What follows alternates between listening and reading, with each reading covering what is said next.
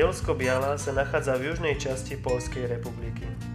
Ako mesto pod týmto názvom existuje od 1. januára 1951, kedy sa oficiálne spojili dovtedy samostatné obce Bielsko a Biala.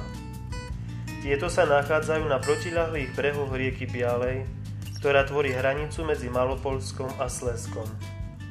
Krásna je architektúra mesta, pripomínajúca rakúske mesto Viedeň, ale tiež prekrásne prostredie okolitých hôr. Mesto ponúka množstvo atrakcií, športových, umeleckých, kultúrnych, ale predovšetkým historických. Zavítajme aspoň do niektorých z nich.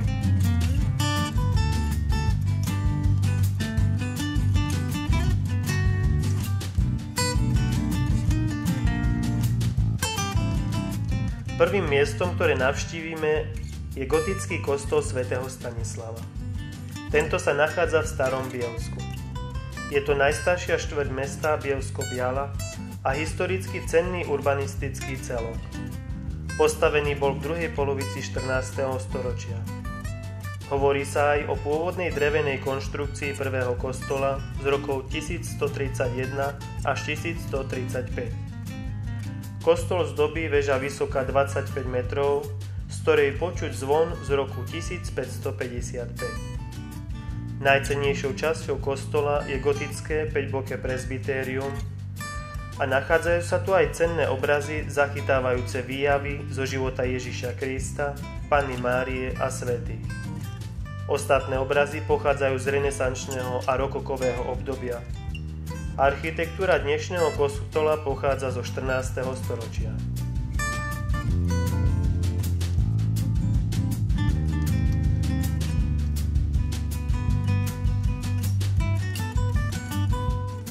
Ďalšou zaujímavosťou je kláštor sestier redemptoristiek alebo tiež rehoľa Najsvätejšieho vykupiteľa.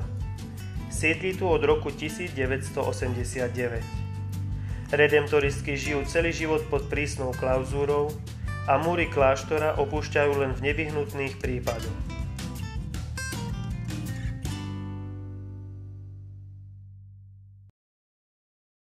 Od kláštora pokračujeme značenou trasou na vyhliadkový kopec Trilipky, z ktorého možno vidieť panorámu mesta, okolia a dokonca za dobrého počasia aj panorámu Vysokých Tatier.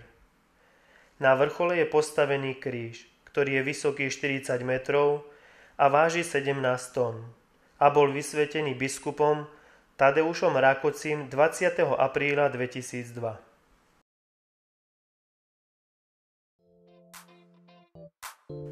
Presúvame sa priamo do centra mesta Bielsko-Biala. Toto mesto má mnoho impozantných historických budov a uličiek. Známym je aj Poľské divadlo postavené v roku 1889 na území pôvodných zámockých záhrad podľa projektu viedenského architekta Emila von Forstera. Divadlo má niekoľko podlaží a nájdete tu aj miestnosť s rekvizitami.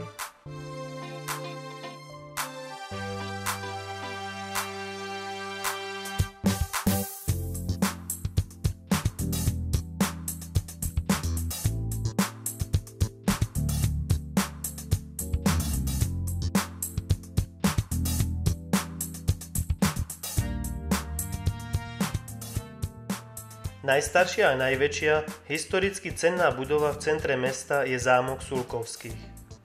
Od roku 1572 to bolo správne i hospodárske centrum tzv. Bielského štátu. Najstaršia časť sa datuje do 14. storočia. Zachované stredoveké jadro obklopujú mešťanské domy zo 17. a 18. storočia. Vo vnútri sa nachádza múzeum, ktoré počas roka ponúka stálu expozíciu archeologických predmetov z regiónu Bielsko-Biala, ale taktiež výstavu výtvarného umenia.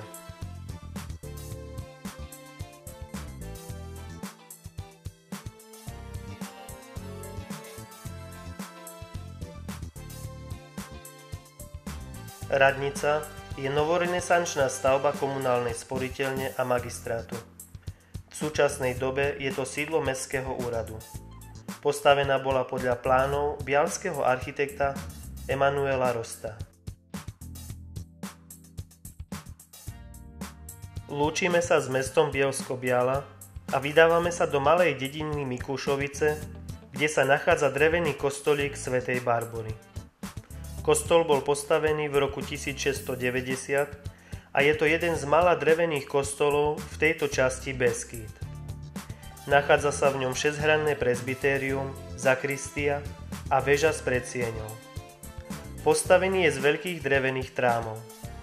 V intérii kostola sa nachádzajú maľby Johana Mentilu z roku 1723, vzácna ukážka barokového umenia. Zo 17. storočia pochádzajú aj obrazy a sochy, pozlatená socha Panny Márie s dieťaťom, ktorá sa datuje do roku 1420.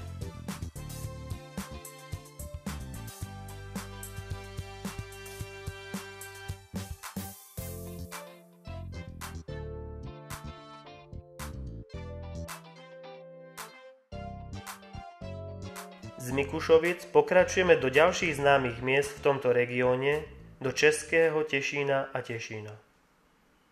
Legenda hovorí, že v roku 810 sa tu po dlhom odlúčení stretli synovia poľského kniežaťa Leška III. Bolek, Lešek a Tešek. Na pamiatku šťastného stretnutia založili mesto. Do polovice 17.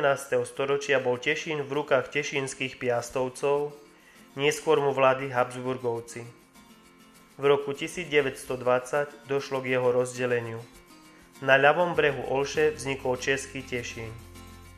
V súčasnosti mesta rozdeľuje len rieka Olša a naopak ich spájajú mosty, po ktorých je možné hranicu voľne prekračovať. Hneď po prejdení rieky Olza, ktorá rozdeľuje Český Tešín od Tešinu, sa dostávame k Zámockému vrchu.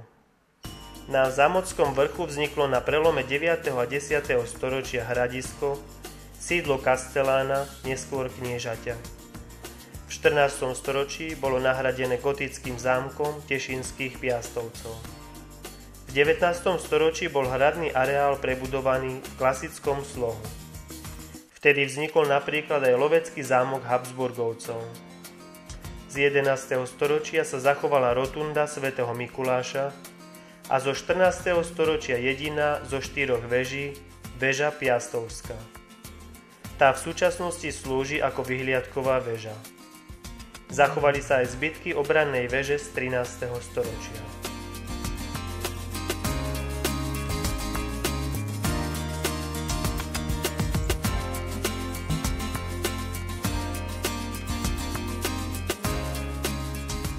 Naše putovanie zakončíme studňou troch bratov.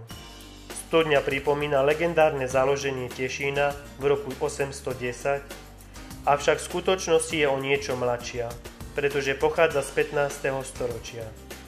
Nachádzala sa v záhrade dominikánskeho kláštora.